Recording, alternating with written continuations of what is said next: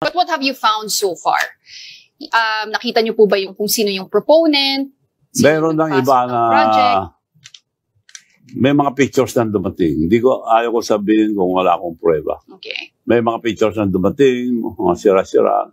Sa mga iba, di mahanap. So, the ICI should start from the province of the president para makita natin ng talagang wala silang alam yan. They should be transparent. Okay.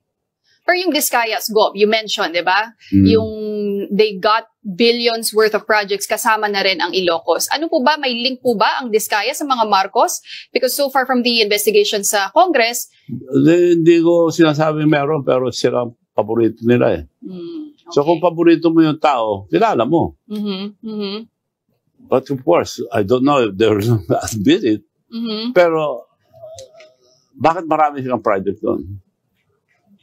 Dalawa lang. Yung mayor, bagong panalo, 6 billion ang nakuha niyang project doon sa Ilocos. Okay, so what you're saying now, Gov, is simulan muna nila yung investigasyon sa sariling...